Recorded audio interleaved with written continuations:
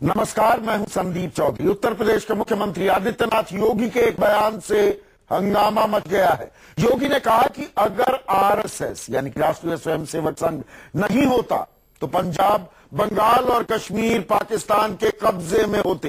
लेकिन सवाल यह कि योगी ऐसा क्यों कह रहे हैं, वो भी तब जब कानून व्यवस्था को लेकर उन पर लगातार सवालों की बौछार हो रही है। वो सवालों के घेरे में है।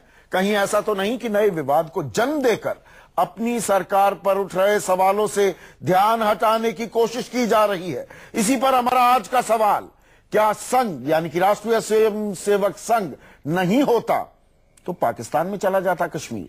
और विधानसभा में भी आरएसएस का बखान क्यों कर रहे हैं योगी? इस पर हम चर्चा करेंगे। कुछ खास मेहमान मेरे साथ जुड़ चुके हैं, लेकिन पहले सुनिए योगी ने विधानसभा में क्या कहा और उसकी प्रतिक्रिया क्या मिली। आज वेस्ट बंगाल आपके पास बचा हुआ है, इसकी देन है। आज कश्मीर में आपका आवागमन इस रूप में है, इसकी देन है। अगर राष्ट्रीय स्वयंसेवक संघ और डॉक्टर श्यामा प्रसाद मुखर्जी नहीं होते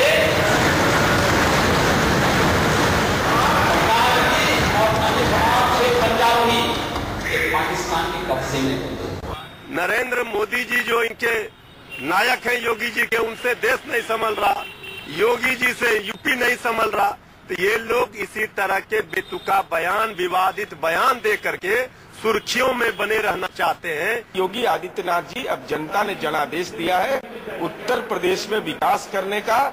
इतिहास के झरोखों में अगर झांकिएगा तो दर्दनाक पीड़ा होगी कि आप उस संगठन के साथ जुड़े हुए हैं जिन लोगों ने देश की आजादी की लड़ाई में अंग्रेजों के साथ दिया था, देशभक्तों के साथ नहीं। और मेरे साथ चर्चा में बीजेपी के वरिष्ठ नेता सुधांशु मित्तल, कांग्रेस के प्रवक्ता अखिलेश प्रताप सिंह, जेडीयू के वरिष्ठ नेता महासचिव भी हैं केसी त्यागी मेरे साथ हैं। मेरे साथ संघ विचारक राकेश सिन्हा जुड़ रहे हैं और साथ ही साथ स्टूडियो में सीपीआई के वरिष्ठ नेता आमिर हैदर जैदी जुड़ चुके हैं। राकेश सिन्हा, आप अभी वायर अप हो रहे हैं, लेकिन सवाल मेरा आपसे ही है। राष्ट्रीय स्वयंसेवक संघ नहीं होता तो पंजाब, कश्मीर पाकिस्तान में चला जाता। ये कौन सा इतिहास पढ़ा रहे थे आज योगी विधानसभा में, उत्तर प्रदेश विधानसभा में?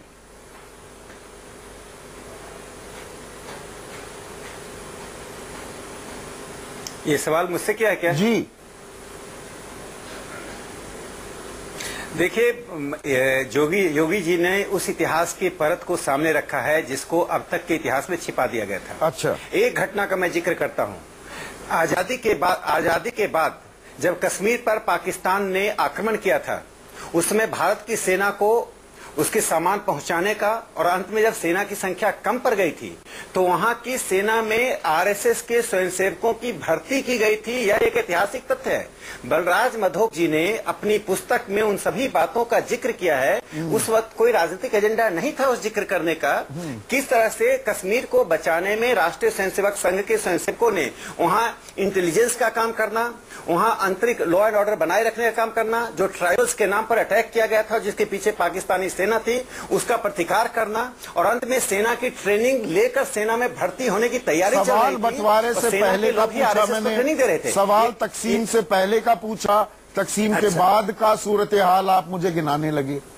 मुझे ये बताइए राकेश सिन्हा, आरएसएस के किन किन नेताओं की, पहले का आता हूं मैं, आता हूं ना, हाँ, किन किन नेताओं की बातचीत हो रही थी? माउंटबेटन के दफ्तर में भी जा सकते थे, लॉर्ड वेवल से भी बातचीत कर सकते थे, कोई एक्सेस भी था, आरएसएस को पता भी था तकसीम क्या हो रहा है, फॉर्मूला क्या है, कहां पर कौन सी लाइन खींची जानी है। आपको मैं बता दे रहा हूं, ट्रांसफर ऑफ पावर इस देश के साथ पूरी दुनिया के स्वतंत्रता आंदोलन में ट्रांसफर ऑफ पावर एक डिफेम्ड है। ट्रांसफर ऑफ पावर का मतलब क्या होता है मालूम है? मेरे सवाल का फिर जवाब नहीं दिया। जो इतिहास में उसका व्याख्या होगी। पहले सुन लीजिए, जिस माउंटबेटन से बात करने की बात कर रहे हैं, संघ को जरूरत नहीं थी माउंटबेटन से बात करने की। ये बात मान ली, आवश्यकता नहीं थी माउंटबेटन से बात करने की। माउंटबेटन से कोई बात नहीं हो रही थी। बंटवारे से 3 महीने पहले पूरी प्लान हो रही थी, तो आपकी कोई बातचीत नहीं थी। संदीप जी, माउंटबेटन से बात करने की जरूरत जो कांग्रेस के कर रहे थे। पहले संदीप जी, एक आप इतिहास के छात्र हैं, पहले माउंटबेटन, इस ट्रांसफर ऑफ पावर का 3 अर्थ समझ लीजिए।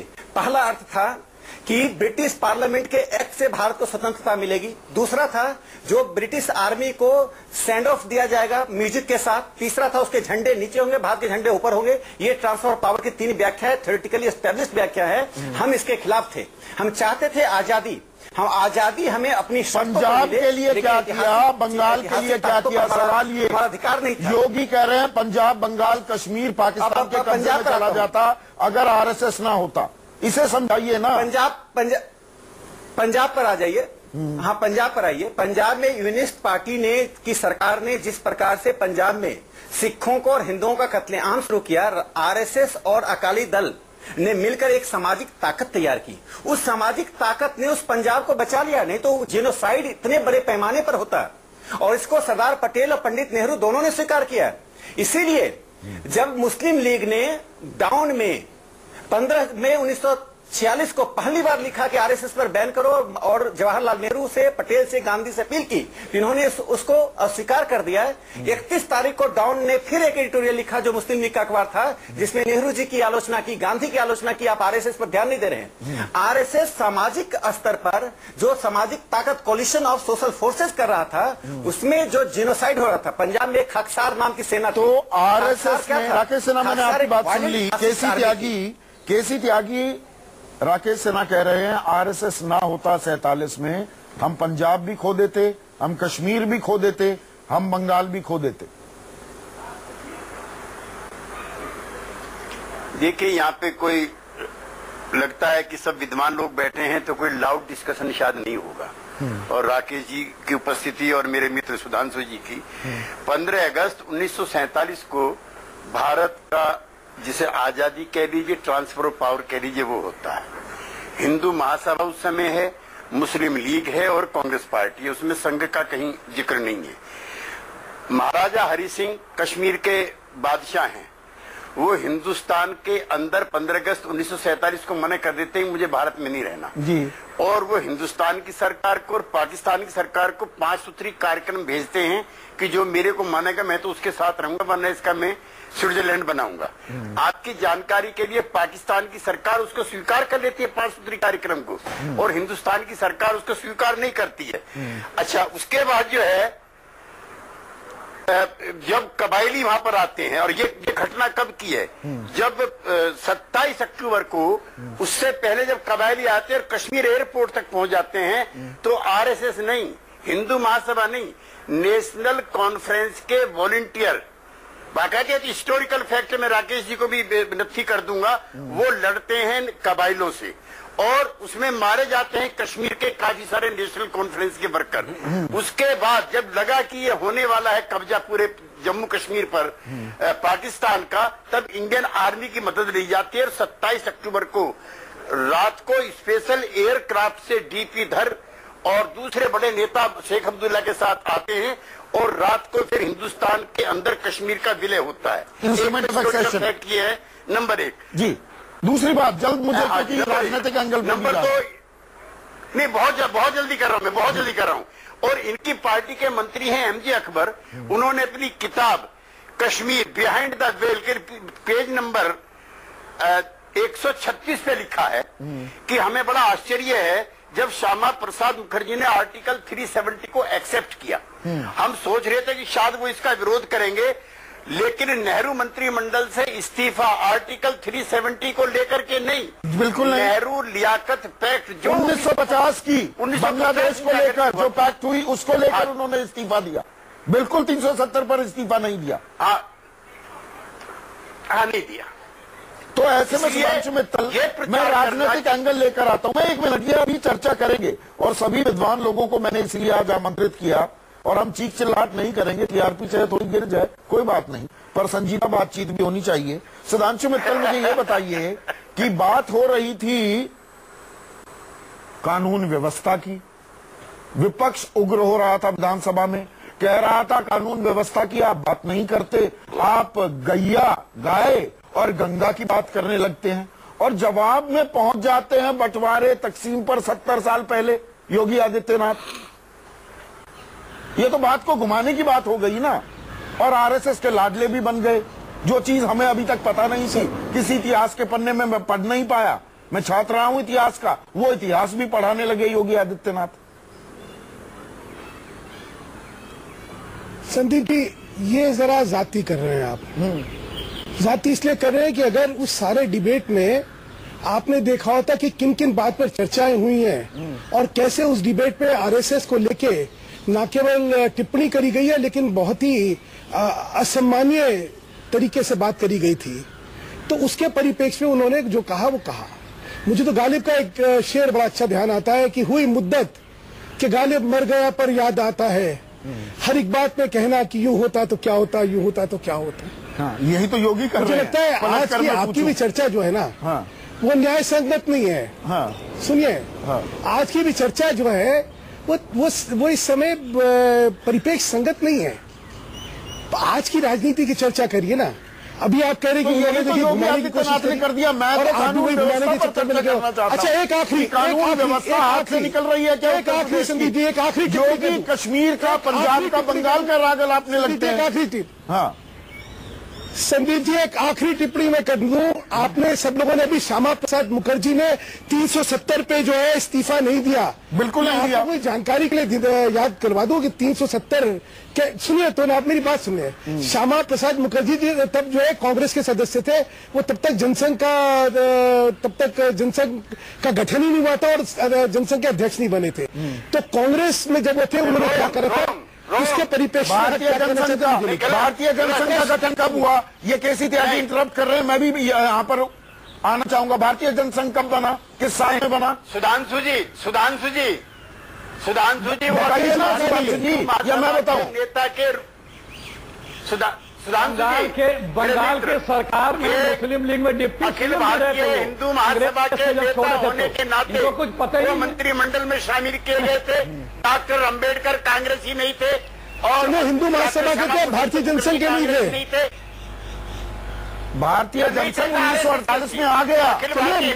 I stand connected. हाँ, हमारा संविधान लागू हुआ, सभा के थे, भारतीय जनसंघ के नहीं थे। 26 जनवरी 1950 मैं आपसे हमारा संविधान लागू हुआ। जनसंघ के नहीं थे, वो भारतीय जनसंघ के नहीं थे, हिंदू महासभा के थे। हाँ, तो जी तो आई स्टैंड कनेक्टेड। ठीक है।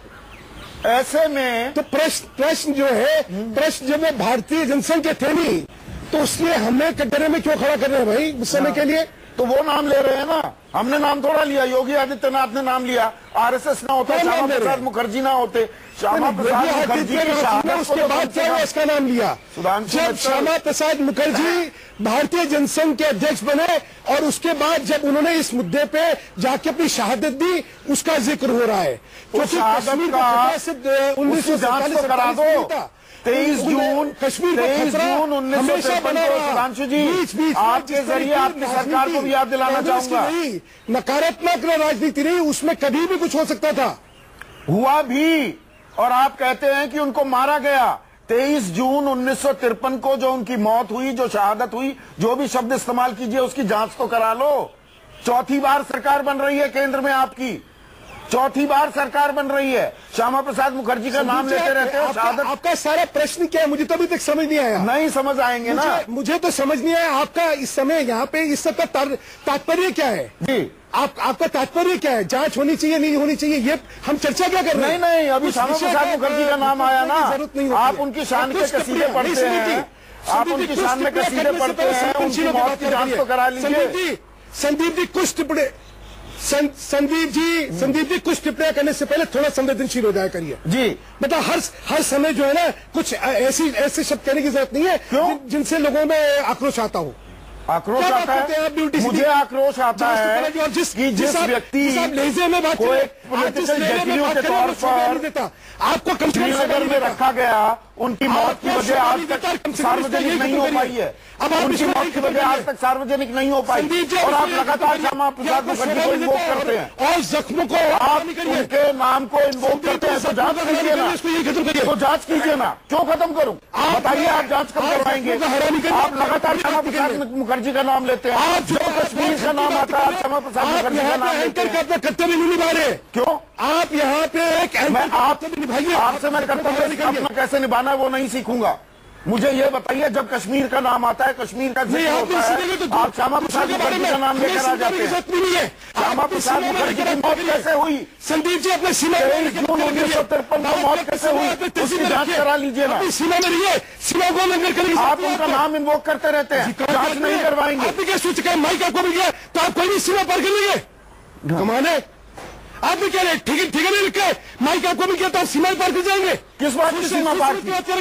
किस बात की सीमा पार की? आप बौखलाहट में किसी आदमी में सवाल के जवाब नहीं दे पा रहे, और इसीलिए आप तमीज से कोई बात, बिल्कुल मैं तमीज से बात कर रहा हूँ।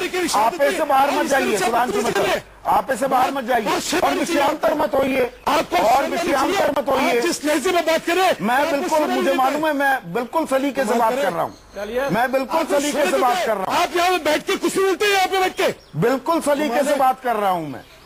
अखिलेश प्रताप सिंह, क्या बोलना चाहिए? अखिलेश प्रताप सिंह, सवाल बिल्कुल सीधा था। सवाल मैंने पहला सवाल सुधांशु मित्तल से यही किया, चर्चा हो रही थी कानून व्यवस्था की, बात पहुंच जाती है तकसीम पर, बंटवारे पर, श्यामा प्रसाद मुखर्जी का नाम लिया जाता है, उसी पर मैंने तीखा सवाल पूछा। ये डिबेट को, उत्तर प्रदेश के सूरत हाल को, उस पर चर्चा को भटकाने का तरीका है क्या? अब मैं अखिलेश प्रताप सिंह से मुखातिब हूँ, अपनी सीमा को, मैं अखिलेश प्रताप सिंह से मुखातिब हूँ, मुझे अपनी सीमाएं अच्छी तरह से पता है। सुधांशु मित्तल, आपसे सीखने की जरूरत नहीं। अखिलेश प्रताप सिंह, आपको बहुत ज्यादा, आपको भी सीमा नहीं आती है, माफ करिएगा जी, कोई बात नहीं, आपका अलग व्यू पॉइंट हो सकता है। मैं भी अपेक्षा करता हूं कि सब लोग भद्र और सभ्य हमारे सीनियर बैठे हुए हैं, थोड़ा निर्बाध रूप से हमें अपनी बात रखने का अवसर देंगे जी। दो हमारे भाजपा के बड़े नेता आदरणीय श्यामा प्रसाद मुखर्जी जी और पंडित दीनदयाल उपाध्याय जी, दोनों लोगों की रहस्यमय परिस्थितियों में मृत्यु हुई और बार बार बीजेपी के लोग बार बार ये प्रश्न उठाते रहे कि इनकी निष्पक्ष जांच होनी चाहिए। इस रिजीम में भी बीजेपी के वरिष्ठ नेता हमारे स्वामी जी ने भी पत्र लिखा था कि पंडित दीनदयाल हत्या की जांच होनी चाहिए, लेकिन ये लोग क्यों नहीं करते हैं, अब ये लोग जाने। हालांकि बलराज मधोक के किताब का जिक्र किया। अभी हम मुद्दे पर आते हैं। हाँ जी ने कानून व्यवस्था से मसला भटकाने का तरीका है ये। दूसरा काम बता जी, मैं बता रहा हूँ। देखिए कारण क्या है कि आदरणीय योगी जी न भाजपाई हैं न संघ के हैं, और उन्हें ये बार बार ये एहसास दिलाने के लिए और उन्हें इस रंग में ढालने के लिए प्रयास हुआ। जब गोरखपुर मुख्यमंत्री बन के गए थे तो उसके बाद आरएसएस के लोगों के साथ उनकी लंबी बैठक 2 बार हुई, लखनऊ में भी उसके साथ बैठक हुई, मीडिया में रिपोर्टिंग भी हुई थी। तो जो तरीके हैं कि हम आरएसएस का चोला ओढ़ लें, आरएसएस हमें एक्सेप्ट कर। आपकी आवाज बीच में कट गई है, बोलिए कनेक्शन फिर से मिल रहा है। में कुछ इस कि जो हम स्कोर कर सकें, जो हम कुछ स्कोर कर सकें वो करते हैं। तो आप यहाँ पर ये आरोप लगा रहे हैं, इससे पहले कि जैदी साहब के पास जाऊं, राकेश सिन्हा यहाँ पर अखिलेश प्रताप सिंह कह रहे हैं ना बीजेपी के ना आरएसएस के योगी, उनकी पृष्ठभूमि बिल्कुल अलग है, वो नंबर बनाने के लिए आरएसएस का बखान कर रहे हैं सदन के पटल पर, विधानसभा में। राकेश सिन्हा। संदीप जी आपने बहुत महत्वपूर्ण विषय पर बहस की है। मैं एक दो बातें यहाँ कहना चाहता हूँ, और जो उस विषय से संबंध है। नहीं, मेरे पहले इस सवाल का जवाब दीजिए। होता रहता है, मैं त्यागी जी भी है। नहीं, देखिए संघ परिवार में जो ताकत है, उस ताकत में अखिलेश जी भी आ सकते हैं, लोहिया जी भी आ गए थे, जयप्रकाश बाबू भी आ गए थे।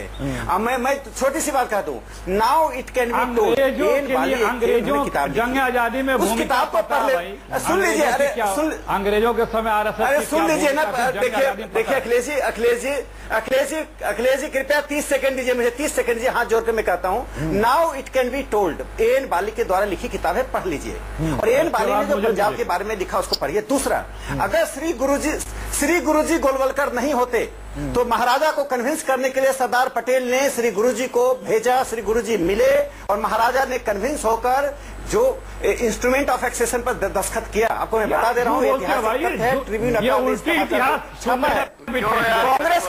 कांग्रेस के आज मुझे दुख इस बात का है कि त्यागी जी जैसे विद्वान व्यक्ति त्यागी जी जैसे विद्वान व्यक्ति कांग्रेस के इतिहास को क्यों दोहरा रहे हैं? अरे आज जो लोग कांग्रेस से संबंध हो सकता है, त्यागी जी सबसे विद्वान व्यक्ति हैं राजनीति में। मुखबिर थे, मैं उनसे उम्मीद करता हूं, जंग आजादी का विरोध किया लोहिया था, जी ने इस इतिहास को रिजेक्ट किया, कृपलानी जी ने रिजेक्ट किया, और त्यागी जी स्वीकार कर लेंगे। ये कम्युनिस्ट पार्टी के मेरे मित्र बैठे हुए हैं, 17 संविधान सभा की मांग की थी। मुस्लिम लीग के प्रस्ताव को, पाकिस्तान बनाने के प्रस्ताव पर गंगाधर अधिकारी प्रस्ताव था। गंगाधर अधिकारी कौन थे बताइए? गंगाधर अधिकारी ने एक प्रस्ताव दिया था, जर्मनी से आए थे, कॉमरेड थे, कम्युनिस्ट पार्टी के सेंट्रल कमेटी के मेंबर थे। उन्होंने एक प्रस्ताव रखा कि पाकिस्तान आंदोलन का समर्थन अलीगढ़ में ऑल इंडिया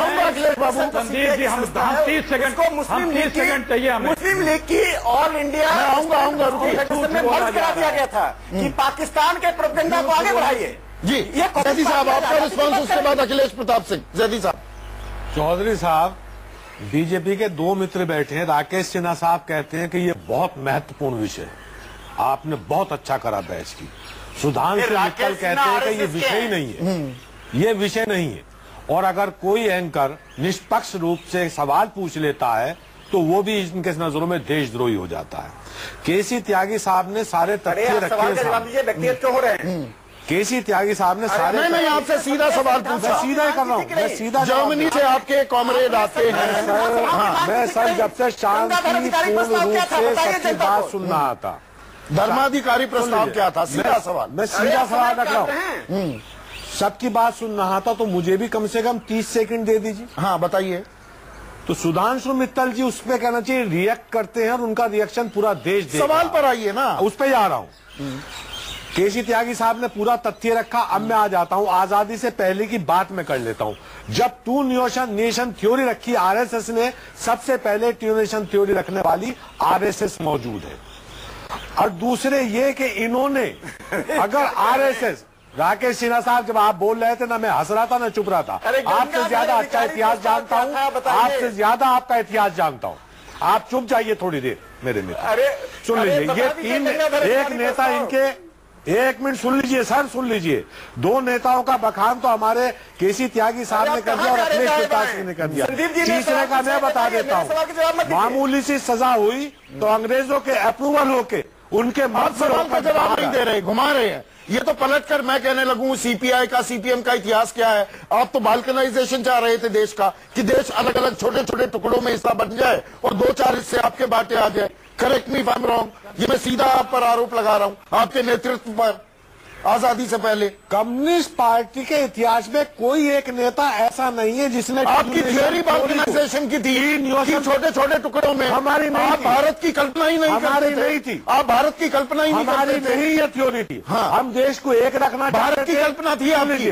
सुन लीजिए, उस समय मौलाना हसरत मोहानी कहना चाहिए पार्टी के लीडर थे, कांग्रेस सीआर राजेश्वर राव पार्टी के नेता थे। जितने नेता थे कम्युनिस्ट पार्टी के आजादी की लड़ाई से पहले, उनको सबको जेल में डाल दिया गया था। सिर्फ अंग्रेजों के मुखबिर बाहर थे, उनसे बार्गेनिंग अंग्रेज कर रहे थे। मुझे बताओ 47 से पहले कितने नेता कम्युनिस्ट पार्टी के जेल में थे और आरएसएस के कितने नेता जेल में थे?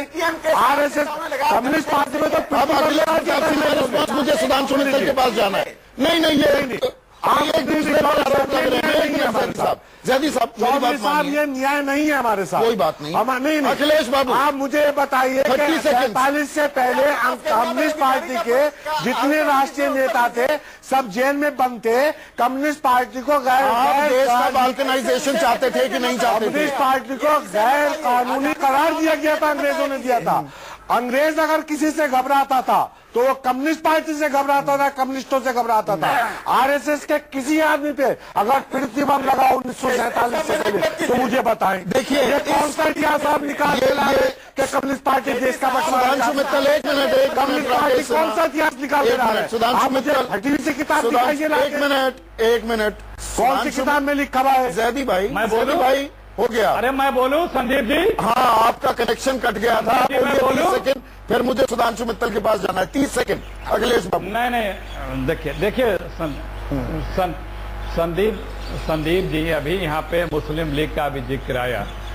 मुस्लिम लीग की सरकार में हमारे श्यामा प्रसाद मुखर्जी जी डिप्टी सीएम थे बंगाल में, और किस तरह से अंग्रेजों का पक्ष लेकर के स्वतंत्रता संग्राम सेना को दबाने के लिए आगे बढ़े थे सन 42 में, और अंग्रेजों से कहते थे इनको पूरे देश में कुचल डालो, हमसे जितना सहयोग हो ले लो। उसकी बात नहीं। देखिए, मैं छोटा सा बहुत गंभीरता से इन लोगों के बयानों को मत लिया करें। हमारे माननीय मोदी जी ने भाषण दिया था कि हमारे श्यामा प्रसाद मुखर्जी जी जिनकी डेथ विदेश। कनेक्शन में दिक्कत आ रही है आपके पास, मैं फिर आता हूँ। कनेक्शन में दिक्कत आ रही है अखिलेश बाबू। सुधांशु मित्तल को स्क्रीन पर लाइए। सुधांशु मित्तल, आपने सही पकड़ा था बात को, आपने सही पकड़ा था कि देखिए चर्चा कहां से शुरू हुई और कहां जा रही है। ये दरअसल यही किया जा रहा है। क्या मैं पूरी गंभीरता से, पूरी संजीदगी से आपसे फिर पूछना चाहूंगा, बात होनी चाहिए कानून व्यवस्था की, बात होनी चाहिए विकास की, बात कहीं ना कहीं बंटवारे पर लाकर राष्ट्रवादी कौन है और राष्ट्रद्रोही कौन है, कौन है राष्ट्रभक्त, कौन है देशद्रोही, वहां उस मकाम पर लाने की कोशिश की जा रही है क्या योगी आदित्यनाथ के जरिए? संदीप जी, ऐसा होता नहीं है, लेकिन दिक्कत क्या है कि आज का जो परिप्रेक्ष्य है उसमें देशभक्ति और राष्ट्रवाद परिप्रेक्ष्य है, क्योंकि हम एक तरफ पाकिस्तान से लड़ रहे हैं, दूसरी तरफ पाकिस्तान के स्पॉन्सर्ड आतंकवाद से कश्मीर में लड़ रहे हैं। वहां पे जब आज के राजनीतिक संगठनों का आचरण देखते हैं, जिसमें एक संगठन की भाषा ऐसी है लगता है जिसे पाकिस्तान खुद बोल रहा हो, एक संगठन ऐसा है जो कि मानव अधिकार का नाम लेता है लेकिन हुर्रियत का समर्थन करता है, एक संगठन ऐसा है जो कहता है कि देश के टुकड़े होंगे इंशाअल्लाह इंशाअल्लाह, जो नारे लगाते हैं उनका समर्थन करता है। ऐसे में आज के राजनीतिक परिप्रेक्ष्य में ये प्रश्न उठा हुआ है। हाँ। और मैं इसमें दोषारोपण करने की जगह मैं कहना चाहता हूँ, इस परिप्रेक्ष्य में देश में उम्मीद ये करी जाती है कि हर राजनीतिक संगठन देश हित में, देश के हित में, देश के लिए वो अपना काम करे। तो नया इतिहास भी गढ़ा जाएगा, करते हैं तो नया इतिहास भी गढ़ा जाएगा सुधांशु मित्तल, नया इतिहास भी गढ़ा जाएगा जिसमें नया इतिहास, देश बच गया आरएसएस की वजह से। सुनिए संदीप जी, एक सेकंड संदीप जी। हाँ संदीप जी, इतिहास क्या है, इतिहास क्या नहीं है, इसमें माफ करिएगा, कोई किसी की भपौती नहीं है। हाँ, जिसने इतिहास को अपनी समझ से लिखा है उसने अपनी समझ से लिखा है। उसके बाद दस्यों ऐसी चीजें निकल के आती हैं जो कि इतिहास लिखा गया है उसको दिखाता है। इन विषयों पे तो बहुत शोध इसमें बन चुके, इसलिए कम से कम जो है इसके कम से कम आज के परिप्रेक्ष्य में मैं वीडी सावरकर की हिंदुत्व का जिक्र कर दूं, एमएस गोलवलकर की किताबों का जिक्र कर दूं, उसमें सीधा वो लिखते हैं कि हिंदुस्तान हिंदुओं का राष्ट्र है, यहाँ हिंदुओं के लिए ही जगह है, मुसलमान दुश्मन नंबर 1 है, क्रिश्चियन दुश्मन नंबर 2 है, उसके बाद हिंदुस्तान है ये, हिंदुस्तान नहीं हिंदुस्तान। उसके बाद क्या हुआ? इतिहास में जीना है आपको क्या? तो ये इतिहास को कैसे नकारेंगे, वही तो पूछ रहा हूँ संदीप जी। आपको इतिहास में जीना है, क्यों आपको इतिहास में जीना है कि आज के वर्तमान में आपको देखने, वर्तमान को समझने के लिए मुझे इतिहास की जरूरत पड़ती है। का समर्थन कौन कर रहा है? आपको वर्तमान में ये नहीं देखना कि पाकिस्तान का समर्थन कौन कर रहा है, ये नहीं देखना कि पाकिस्तान की भाषा बाबू रुकिए, इंटरनेशनल कोर्ट ऑफ जस्टिस में नहीं जाना चाहिए था। एक संगठन कहता है कि आपको इंटरनेशनल कोर्ट ऑफ जस्टिस में नहीं जाना चाहिए था। संगठन ने अपने को, अपने हिंदुस्तानी को बचाने के लिए। तो इतिहास ने कहा है, देखिए मुझे एक मिनट दे दीजिए सर, सारे उसका समर्थन किया था, सम्मान किया है, ये गलत देश को गुमराह कर रहे हैं। में जाना गलत है। देश की सारी पॉलिटिकल पार्टियों ने उसका सम्मान किया, समर्थन किया है जी, लेकिन आप ये बताएं कौन सा करा? माफ करिएगा, जरा बयान पढ़ लीजिए। फिर विषयांतर हो रहे हैं, आईसीजे के बारे में बयान पढ़ लीजिए। इंटरनेशनल कोर्ट ऑफ जस्टिस में क्यों हो रहे हैं आप? रुकिए, मैं आपसे गुजारिश कर रहा हूं ना। केसी त्यागी देखिए कमाल की बात हो रही है। मैं सवाल पूछता हूं तो सुधांशु मित्तल कह रहे हैं कि नहीं इतिहास में क्यों जा रहे हैं। मैं इतिहास में गया कि दरअसल योगी आदित्यनाथ इतिहास में गए जब कहने लगे कि कश्मीर, पंजाब और बंगाल पाकिस्तान के कब्जे में होता अगर आरएसएस ना होता। इतिहास में तो योगी आदित्यनाथ गए हैं ना, कि मैं गया हूं? तो उसका भी बता दो, योगी आदित्यनाथ, उसका भी सुनना।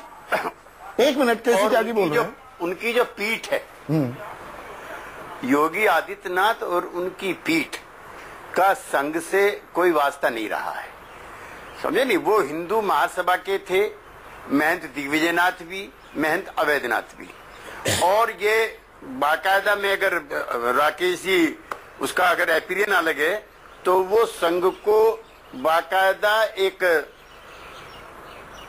वो शब्द मैं चूंकि पार्लियामेंट में रहा हूं इसलिए अनपार्लियामेंट्री न हो जाए, वो कमजोर और छद्म संगठन मानते थे। उन्होंने कई बार इस तरह के उल्लेख जो है हिंदू महासभा के नेताओं ने किए हैं। और जब श्यामा प्रसाद मुखर्जी चिट्ठी लिखते हैं और गोलवलकर जी चिट्ठी लिखते हैं गांधी जी की हत्या के बाद सरदार पटेल को, तो वो कहते हैं कि आपने ही नहीं, आपसे ज्यादा हिंदू महासभा के लोगों ने देश में ऐसा वातावरण बना के रखा कि जिससे गांधी जी की हत्या हुई। तो जो ऐतिहासिक तथ्य है मेरे मित्र सुधांशु जी, वो इतिहास एक आपने पढ़ा है, इतिहास हमने पढ़ा है, लेकिन जो घटनाक्रम है उसको नहीं आप मना कर सकते। आप इससे आगे आइए। ये जो कश्मीर वाला मामला है इसमें आपकी गलत धारणा है। हाँ, ये बिल्कुल मैं आपसे एग्री करता हूं, एक विपक्ष का कार्यकर्ता होने के नाते। जिन संदेहास्पद परिस्थितियों में डॉक्टर श्यामा प्रसाद जी की मृत्यु हुई वो दुर्भाग्यपूर्ण है। उस समय शेख अब्दुल्ला वहां के मुख्यमंत्री थे, तो उसकी जांच होनी चाहिए कि नहीं? साहब कोई कहते रहोगे नहीं, उससे पहले एक और जरूरी चीज मैं आपको बस आधी सेकंड, 1 मिनट नहीं आधी सेकंड, शेख अब्दुल्ला का बयान है 29 सितंबर का कि we have burnt our board, there is no place in Kashmir for a theocratic state, Kashmir will never make a playing of India's honour. Sheikh Abdullah ऐसा था। उसको जो हमारे मित्र अखिलेश प्रसाद जी, इनकी पार्टी के नेताओं ने जेल में डाल दिया। इतनी लंबी जेल आजादी के बाद किसी नेता की नहीं हुई जैसी शेख अब्दुल्ला की हुई। तो चाहे बीजेपी हो, चाहे आरएसएस हो, चाहे कांग्रेस हो, शेख अब्दुल्ला तो ये कांग्रेस अभी बच गए। अखिलेश बाबू के साथ आज लिंक में दिक्कत आ रही है। आपने बड़ी अच्छी एक लाइन दी है। अखिलेश बाबू, मैं पलट कर ये कहूं, श्यामा प्रसाद मुखर्जी ने 1950 में जवाहरलाल नेहरू के कैबिनेट से इस्तीफा दिया। वो नेहरू लियाकत पैक्ट के चलते था। जो बांग्लादेश में हमारे हिंदू भाई थे वो आ सके पश्चिम बंगाल में, उन्हें महफूज रखा जा सके, उन्हें सुरक्षा दी जा सके, वो नहीं दी गई। परमिट सिस्टम, बिल्कुल बिल्कुल सर, मैं उसी बात पर आ रहा हूं। वो नहीं दी गई। हालात बेकाबू हुए। भारतीयों के साथ हिंदू मूल के जो लोग थे उनके साथ बेजा हरकतें की गई। तो 10,000 लोग बारिशल में मारे गए एक रात में, 10,000 हिंदू। इससे परेशान हुए श्यामा प्रसाद मुखर्जी। कांग्रेस की जिम्मेदारी मानेंगे या नहीं मानेंगे? अखिलेश प्रताप सिंह, योगी क्यों ना कहें कि हमने बंगाल, पंजाब, कश्मीर को बचाया? कश्मीर में बीजेपी, मैं बोल रहा हूँ, कश्मीर में भी बीजेपी की सरकार है, देश में भी बीजेपी की सरकार है, बीजेपी की सरकार है। यूपी में भी बीजेपी की सरकार है, देश में भी बीजेपी की सरकार है। श्यामा प्रसाद मुखर्जी जी हो या पंडित दीनदयाल उपाध्याय, जिनकी ये लोग मांग करते रहे हैं जांच। मूल बात जो अगर आरएसएस है, जंग आजादी का इतिहास, जंग आजादी के नाम पढ़े, आरएसएस का इतिहास पढ़ लें या जो गुलवर्कर ने किताबें लिखी उसी को पढ़ लें तो स्पष्ट हो जाता है कि जंग आजादी में आरएसएस की क्या भूमिका थी। अगर कितनी बार कहोगे ये बात? एक गारंटी के साथ है, क्योंकि वो साफ साफ एक लफ्ज आपने जो बोला उसमें सबसे पहले आज लाइन में दिक्कत आ रही है। जैदी साहब, ये सवाल पलटकर कांग्रेस से क्यों ना पूछा जाए लड़ो कि जो कश्मीर में हालात हुए, जो पंजाब में हुए, मैं 47 की बात कर रहा हूं, उसके लिए नेहरू क्यों ना जिम्मेदार माने जाए? उसके लिए कांग्रेस क्यों ना जिम्मेदार मानी जाए? ये बात तो कही जाएंगी, गड़े मुर्दे उखाड़े जाएंगे। नहीं उखाड़ी या मुर्दे, मगर मुर्दे उखाड़ने का तरीका होना चाहिए। अभी आप कह रहे हैं 10,000 हिंदुओं जब कत्ल हुआ तब श्यामा प्रसाद मुखर्जी आरएसएस ने उसने ये किया, गुणगान किया, तो वहाँ सिर्फ मैं हिस्टोरिकल फैक्ट सुन लीजिए, मैं हिस्टोरिकल फैक्ट बता रहा हूँ। तो क्या वहाँ हिंदुओं का कत्ल हो रहा था? केसी त्यागी साहब मेरे मित्र बड़े सीनियर यहाँ बैठे हैं, इन्हें ऑब्जेक्ट करना चाहिए। वहाँ हिंदुस्तानियों का कत्ल हो रहा था, क्या वो मुसलमानों का कत्ल नहीं हुआ? क्या क्रिश्चियनों का नहीं हुआ? नहीं, वहाँ पर परमिट सिस्टम में पैसों का कत्ल हुआ। नहीं जैदी साहब, आप तोड़ मरोड़ रहे हैं इतिहास को। नहीं, आप तोड़ मरोड़ रहे हैं हिंदुस्तान की प्रजातंत्र। नहीं, आप तोड़ मरोड़ रहे हैं इतिहास को। बंटवारा किस बात पर हुआ? नहीं, बंटवारा किस बात पर हुआ? हिंदू मुसलमान के नाम पर बंटवारा हुआ, हिंदू मुसलमान के नाम पर बंटवारा हुआ। आज भी खिलाफ है हिंदू मुस्लिम की राजनीति नहीं, आज भी एक हिस्टोरिकल फैक्ट को डिस्टॉर्ट मत कीजिए। हम फैक्ट को डिस्टॉर्ट नहीं कर रहे, लेकिन हिंदू मुस्लिम की राजनीति जो इस देश के अंदर हिंदू मुस्लिम की बिना पर ही सर बंटवारा हुआ, जातिवाद की राजनीति जो हो रही है, जैदी साहब भी खिलाफ। जैदी साहब 47 की बात कर रहे हैं, 47 में हिंदू मुसलमान के नाम पर ही बंटवारा हुआ। तो ये बात और है कि जितने मुसलमान पाकिस्तान गए उससे ज्यादा मुसलमानों ने हिंदुस्तान को अपना वतन माना। तो उसको क्यों नहीं कह रहे? कह रहा हूं मैं, हम दोनों तरफ से हुआ। आप मैं 12 साल की एक रात की घटना का जिक्र कर रहा हूं, आप उसको तोड़िए मरोड़िए मत। एक रात में पूरे हिंदुस्तान के हजार हिंदुस्तानियों का कत्ल हुआ। आप बात अप्रिशिएट ही नहीं कर रहे। आप ये तो नहीं, आप वही अपनी राजनीति, वही राजनीति चमका रहे हैं। आप मैं राजनीति नहीं करता, वही राजनीति चमका रहे हैं। साहब मैं राजनीति नहीं करता हूँ, न मैं वोट की राजनीति करता हूँ, मैं सबसे तजुर्बेकार यहाँ पर करता हूँ। सबसे एक मिनट अब साहब, अब हो गया, एक मिनट, उन्हें ऑब्जेक्ट करना चाहिए था इसे। मैं आप केसी त्यागी साहब की तरफ ही जा। केसी त्यागी साहब, मैंने इसको गलत चश्मे से आंका या मैं एक हिस्टोरिकल फैक्ट बयां कर रहा था? अगर 10,000 हिंदुओं के कत्ल का मैं जिक्र करता हूं, श्यामा प्रसाद मुखर्जी के इस्तीफे के कॉन्टेक्स्ट में, एक मिनट, हिंदू मुसलमान की बात करते हो, क्या देश का बंटवारा हो गया हिंदू मुसलमान के नाम पर? मुसलमानों का कत्ल नहीं हुआ। मैं हिंदू मुसलमान की राजनीति नहीं करता, मगर देश को गुमराह करने और उसमें जहर खोलने का। आप केसी त्यागी साहब को बोलने देंगे? 18 अगस्त, एक मिनट, केसी त्यागी, राकेश सिन्हा, अब आप मत बोलिए, आप मत। केसी त्यागी से सवाल है, सवाल केसी त्यागी से है, नहीं, सवाल केसी त्यागी से है।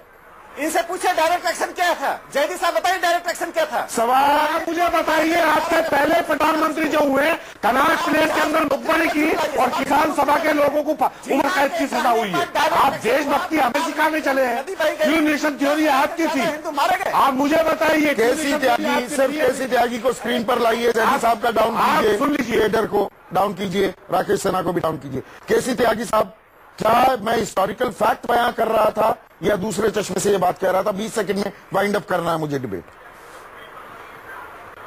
नहीं, ऐसा है संदीप जी, जब जिस समय बंटवारा हुआ, ऐसा दुर्भाग्यपूर्ण बंटवारा दुनिया में कहीं नहीं हुआ। बिल्कुल, हमने वियतनाम का बंटवारा देखा है, हमने कई और बंटवारे देखे हैं, और इसमें 15 लाख के करीब लोग मारे गए हैं। पाकिस्तान की आजादी के लिए लोग नहीं मरे, बंटवारे में लोग मरे हैं जी। और मरने वाले बंगाल और पंजाब के ज्यादा थे। उधर से लाशें आती थी, इधर से लाशें जाती थी। आप जिस घटनाक्रम का जिक्र कर रहे हैं उसकी मुझे जानकारी नहीं है, लेकिन मैं जयदी साहब से इस बात को लेकर एग्री करता हूं कि बंटवारे में हिंदू और मुसलमान दोनों मरे। उसे कौन मना कर रहा है? दोनों तरफ से था। हिंदू मुसलमान के नाम पर बंटवारा हुआ, लेकिन आज भी बातें जा रहे हैं कि बड़ा सवाल ये है जिस पर आगे हम चर्चा करते रहेंगे। जयदी साहब, राकेश सिन्हा, केसी त्यागी और सुधांशु मित्तल, आप सभी का बहुत बहुत शुक्रिया। आज के लिए सबसे बड़ा सवाल में बस इतना ही। अब देखिए